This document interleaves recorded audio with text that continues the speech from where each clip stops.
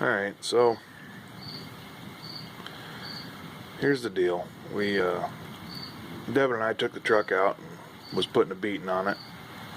We did get it running, got a good exhaust on it, running pretty good. Having an issue setting the timing because there's no timing tab. Kind of setting it by ear. It's got a big ass loud gear drive in it, which is going to come out of it now. Anyways, we're out throttling on it, and I seen a buddy of mine sitting out on his porch, and the guy turned in across from me outside of town on the highway. Slowed way down, dropped her down in low, and stomped on it. Did a pretty good little hole shot, and then banged second and broke the tires loose again. And hit third and wound her up pretty good. When I let off of it, something let go, rattling and smoking, and yeah, it's god awful. So I limp it back to the house. By the time I pulled in the driveway, the motor was about 235 degrees, 240. So I heard something. I thought it had a little bit of a rattle in it, but earlier, a few days ago, but the gear drive's so freaking loud, you can't tell. The gear drive's just obnoxious. I'm going double roller timing chain. I can't stand that noisy shit. So, anyways, the motor's got to come out. So far, we got all the header bolts out of it. The header's loose. I just pulled the upper radiator hose, got all the oil drained out of it. I did drain the oil and took the filter and cut the filter apart. This head, all the bolts are out of this header, all the plugs are out of it. Upper radiator hose is off, radiator's drained, there's no oil in it. So I got it up on jack stands. So I guess the plan is we're gonna tear it out and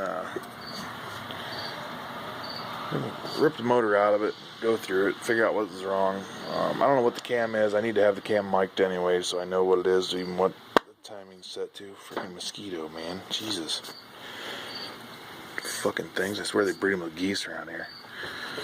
Anyways, we're gonna jerk the motor out, go through it.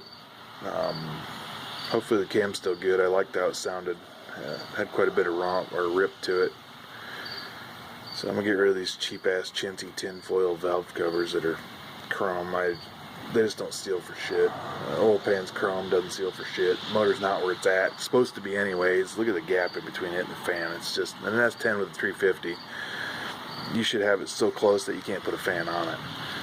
You know, that makes more space in the back so you can actually get to the damn distributor cap, and it is so crammed into the firewall back there that I'm gonna move where I need to be. I think I'm gonna notch the frame underneath the motor, that K-member. Put the motor where it needs to be, unless I can find the right oil pan. But I don't know, this motor's ugly. It's paint's all peeling off of it, and I don't know, I spun something. I cut the filter apart and it looked like it was just full of shavings, full of steel, just full of shit. So the oil was all gray. The oil probably didn't have 20 miles on it. I put 2 sets of plugs in it, put a set in it. It was running shitty. I thought maybe they weren't hot enough. I threw another set on it.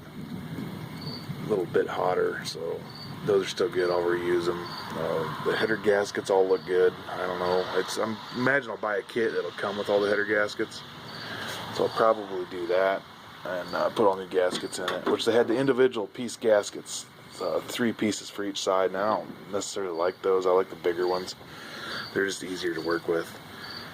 My buddy Don made a pretty kick-ass exhaust for me. He used part of the old exhaust and then made some new, and then he put glass packs on it. The glass packs sound fucking killer. It just sounds mean. A big-ass cam in it. I found a stall speed converter or a stall torque converter on Craigslist that I think I'm going to buy. It's a 2000 stall. The issue I was having is you can't get it to idle low enough. You can get it to idle low, but then when you drop in gear, it'll kill it. So, and then if you idle it up where it won't kill it when it's in gear, once you drop it in gear, it about snaps your neck. So I'm going to put a stall torque converter in it where I can get a good idle, and then it'll give me a little better launch too. I'm going to look for a rear end too. So this will be a winter project, and I'll do some updates once I get the motor out and figure out what the hell's wrong with it. I did get quite a bit of shavings out of the oil and filter, so hopefully I just spun a bearing. Hopefully there's no damage. Ideally, I spun a cam bearing, crank bearing. I don't think it's a rod. I think it's a main. I don't think it's a cam bearing. Cam bearings, they usually go quite a while before they're really pronounced, and this did it almost automatically. So I'm guessing I spun a main crank bearing. Hopefully the crank's still good. Depending if it's a cast crank, I'm going to try and get 400, 450 horse out of it. So I got a guy at work that's got an old school set of double hump heads, 202 valves that are all rebuilt and ready to go, the big heavy valve springs. Set up for a 600 lift cam. I believe it's got the 1.6 rockers on it. So I can run them. I might have to change the rockers, I'm not sure. I'm not sure what I'm going to do with that yet. But this motor is going to go. I'm getting rid of the fucking gear drive. That gear drive drives me nuts. It just whines. You can't hear if it's ticking. You can't hear if you got a lifter ticking. You can't hear anything. I just remembered a little bit ago that I tore it apart once before and found half a dozen bent push rods. And I put them back in because I was having issues with it running. So having all them bent push rods can't be good on it either. They weren't real bad. They just a little bit bent on one end. I'm not sure why they're bent, if it was somebody over-revved the living dog shit out of it because I don't have a tack. That's funny too, I just ordered a really nice tack off Amazon. It was fairly cheap. About a 5-inch with a shift light and a little telltale on it. So anyways, that's the plan. I'm going to rip it out of here, and I got to borrow a hoist to get it all the way out. Hopefully I can get the motor away from the tranny and get it up out of here without pulling the tranny too, because that's just a pain in the ass. So anyways, that's the deal. We took it out, tore it up. There is no thermostat in this motor. Nope, not a one. That's just stupid. You can see right down the neck there. No thermostat. Who does that? I mean, seriously, even on my derby cars, when I ran derby, I'd take the thermostat out, put a big washer in there so you restrict the flow a little bit. You can't run them wide open like that. That explains why this damn thing was so all over the place on the damn temp gauge. You never knew where it was going to run. You're cruising along, it'd usually run about 190 on its own. But yeah, that's ridiculous. So that and the fan's 10 inches away from the freaking, well, I guess it's like 4 inches away from the radiator with no shroud on it. So I don't like flex fans anyway. I saw one go through the hood of my buddy Chevelle. The blade come off of it. Went right straight through the hood on a 68 Chevelle. That was quite a while back, but I've never liked flex fans since then. So anyways, that's the deal. She's coming out.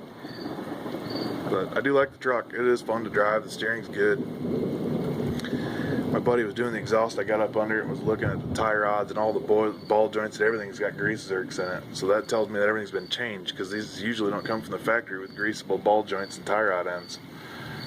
So it's all greasable. Everything's good and greased up. It goes straight down the road. You let go of the steering wheel, it's just straight as an arrow, but the steering wheel turned a little bit. So I don't know if maybe somebody had the wheel off, or when they pulled the fucking steering shaft out of it to run it through the header, if they put the fucking thing on crooked. I did lose the brake lights the other day, and I'm not sure why. The wiring's been a little hinky. You would step on the brake, and the turn signal indicators on the dash, that the little light that blinks, those come on when you step on the brake. I don't know what the hell that was about, but I lost the brake lights, and those went out too. So other than that, the only thing I've noticed with the body is I got one of the high beams is burned out.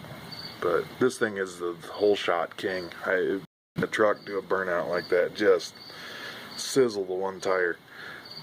And just insane. It's great. A lot of fun. And this is exactly what I got it for. It's a toy, something to play with. So we're going to rebuild her and see if it actually is bored 30 over like the guy I bought it off of said. So I am running the the Quadrajet carburetor. A lot of people laugh at me for that, but they flow 750 CFM on the big barrels when it's wide open.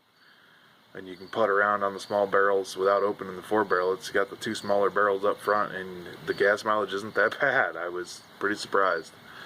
So you got a good Quadrajet, they're a good carburetor, and that's what I got. So I think I'm going to stick with the Quadrajet. Maybe do some bracket racing down the road. For a new, I noticed I had one new subscriber the other day, so we'll show the truck here a little bit. I do like the B&M ratchet shifter. I don't like the position of it. I think it's an odd position. Let me grab the light. I think it's a little far back. I think it needs to be a little farther forward. What am I hung up on here? I'd like to move it a little bit. But I do like the B&M ratchet shift. It's pretty sweet. I did notice that the volt gauge on the dash works. Volt gauge and the gas gauge are the only thing that do work. Then I got these 3 gauges down here. And the oil pressure gauge. Yeah, I had no oil pressure when I pulled it in too. It was idling at about 3 pounds. So that also tells me I spun a main bearing on the crank. That's where you get a lot of your oil pressure from, is the rotation of the crank. So anyways, I'll get her out, and when we figure out what kind of catastrophic failure I had. I guess it wasn't catastrophic. It didn't throw any parts out on the road.